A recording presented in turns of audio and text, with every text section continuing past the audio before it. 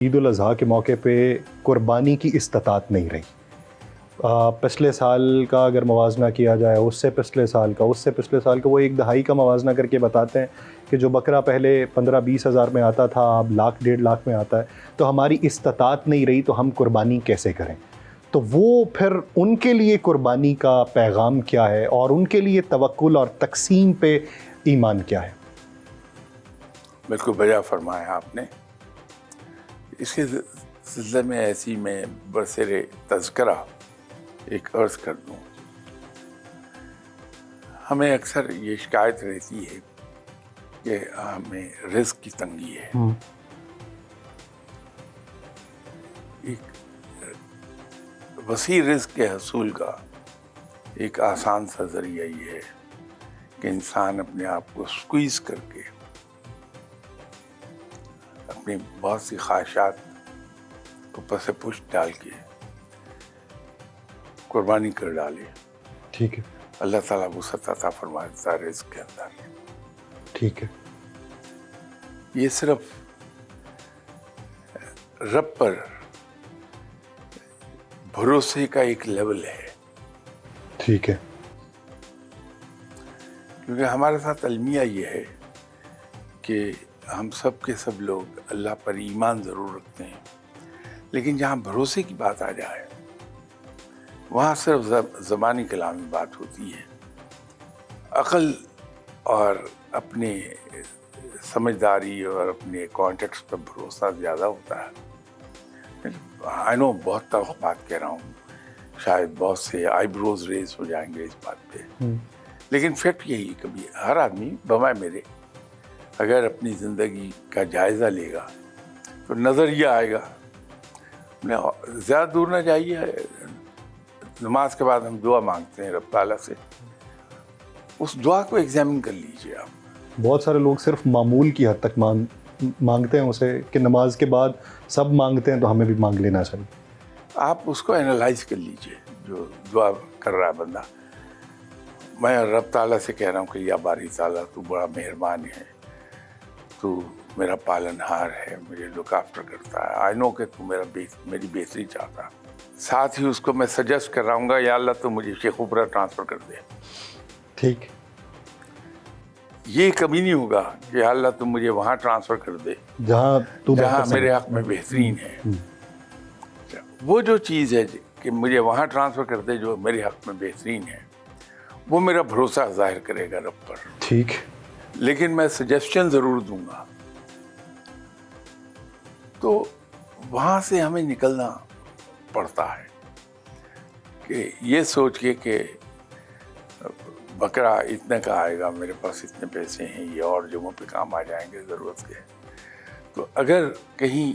انسان نے یہ سوچ لیا کہ جہاں اور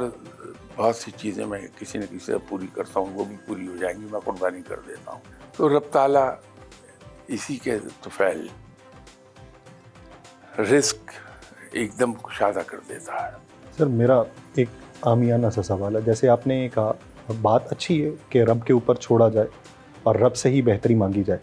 لیکن ہمارے ہاں انسانی اعتبار سے دیکھا جائے کہ جس چیز کی چاہ آپ اپنے دل میں لیتے ہیں اس کے لیے تگ و دو آپ زیادہ بہتر کرتے ہیں۔ اب جیسے میں فرض کریں آپ ہی کا جملہ کہ مجھے شیخو پورا ٹرانسفر کر دیا جائے، میرے ذہن میں شیخو پورا ہے،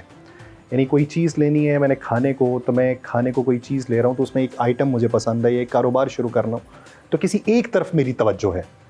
تو جب میں خدا کے اوپر چھوڑ دوں گا تو میرے ذہن میں توجہ نہیں ہے کسی ایک نقطے کی جانب، تو پھر میرے لیے ہیلا کیا ہوگا؟ آپ نے شاید غور نہیں فرمایا، شروع میں ایک بات میں نے کی تھی کہ میں کوشش اور محنت کروں گا جو مجھ پر فرض ہے۔ ٹھیک، اب اس میں سوال یہ ہے کہ آپ اپنی زندگی کو دیکھ لیجئے، کوئی صاحب اپنی زندگی کو دیکھ لے، میں اپنی زندگی کو دیکھ لیتا ہوں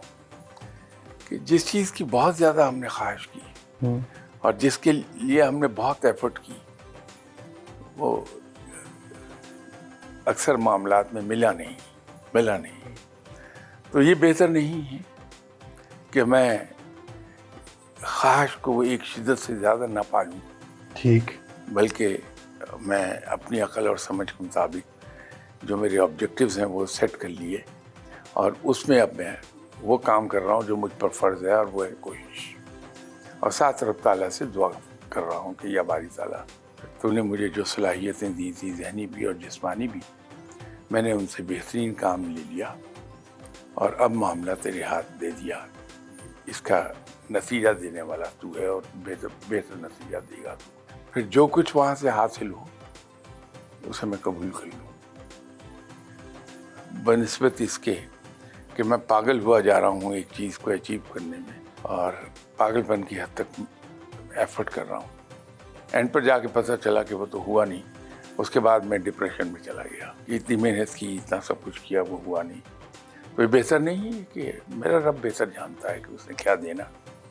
البتہ میں محنت کیے جاؤں گا اپنا۔ سر میرا ایک اور سوال، کہ آپ کی منشا کہ اس کی تائید کریں یا تردید کر دیں، پرانے دور میں یوں ہوتا تھا کہ جب مذہبی عبادات کی ادائیگی ہوتی تھی تو بچوں کو جس طریقے سے مائیں سکھاتی تھیں، اور جس طریقے سے نماز کی ادائیگی کے لیے باپ اپنے چھوٹے بیٹے کو مصلی پہ ساتھ کھڑا کر لیا کرتے تھے، تو وہ چیزیں رفتہ رفتہ تبدیل ہوتی گئیں، اور پھر ہم نے وہ لوگ بھی دیکھے کہ جو ماضی میں مڈل کلاس طبقے سے تعلق رکھتے تھے یا غریب طبقے سے تعلق رکھتے تھے، رفتہ رفتہ پیسہ آنا شروع ہوا، مصروفیات بڑھنی شروع ہوئیں، تو وہ تمام تر چیزیں تبدیل ہوتی چلی گئیں، لوگ وہی ہیں، کہا جاتا ہے کہ بچپن کی تربیت جو ہے وہ بڑھاپے تک جو ہے اس کی نمائندگی ہوتی ہے، لیکن ہم نے یہ دیکھا کہ اب ان کے بچے یا ان کے پوتے جو ہیں وہ اس طریقے سے اس کی ادائیگی نہیں کر رہے۔ ہاں بہت سارے لوگ ہوں گے، بہت سارے خاندان ہوں گے پڑھے لکھے کہ جو اس طریقے کا پورا سلسلہ لے کے چلتے ہوں گے، لیکن رفتہ رفتہ وہ چیزیں معدوم ہوتی دکھائی دیں، اس کے پیچھے وجہ کیا نظر آتی؟ آپ بالکل صحیح فرما رہے ہیں، لیکن ہمیں ایک چیز ذہن میں رکھنی چاہیے کہ وقت ہے جس کا دھارا بہہ رہا ہے، چیزیں سدا ایک سی نہیں رہتی، مسلسل تبدیلی کے عمل سے گزرتی ہیں، اس کو آپ ٹرانزیشن کہہ سکتے ہیں۔ ٹھیک ہے، تو جب چیزیں چینج ہو رہی ہیں تو یا تو آپ کے جو روایات ہیں وہ اتنی مضبوط ہوں کہ آپ کو ہلنے نہ دیں، تو آدمی تبدیل ہوتا ہے کہ وہ لوور مڈل کلاس سے ترقی کر کے مڈل کلاس چلا گیا، مڈل کلاس سے اپر مڈل کلاس میں چلا گیا، لیکن ان کے جو رویے ہیں ٹورڈز لائف وہ تبدیل نہیں ہوتے، یہ روایات ہیں ٹھیک ہے، جو قائم رکھتی ہیں۔ اگر روایات کا سٹرکچر اتنا ویل نیٹ نہیں ہے تو یہ چیزیں خود بخود تبدیل ہو جائیں گی۔